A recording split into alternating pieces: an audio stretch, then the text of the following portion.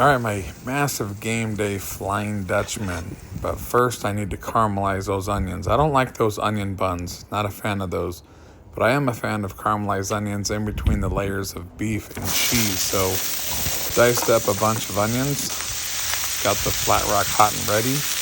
But to take these caramelized onions to the next level, I like to pull out that bullet bourbon, add that to the onions, and then just add some more flavor, and the caramelization just hits a bit different. So once those are all done, put them in the pan, put them aside, and I'm going to start working on the beef.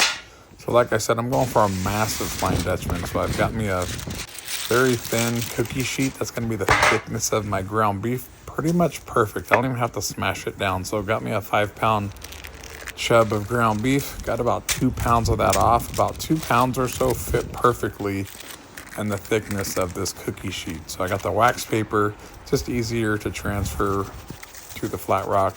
Got the Cheeseburger rub. We're going to hit both sides of this ground beef. Flat rock's about medium high. Going to pull that wax paper off. We're going to repeat that process on the other side. You can see it's just an easy transfer. Once that's going, I'm going to hit more of that Cheeseburger rub on the other side, and then check this out. Didn't quite work out the way I planned. Kind of fell apart, but that's okay.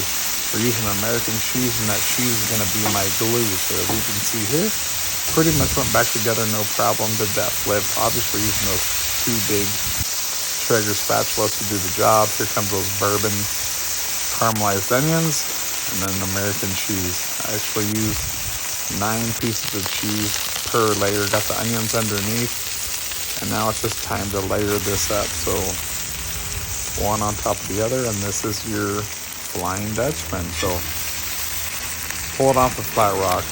Want to let it cool down for a couple minutes or so. And this is the awesome part. If this is game day, you can make these as big or as small as you want. That's kind of why I went with this bigger version of the Flying Dutchman instead of singles. I just had fun with it.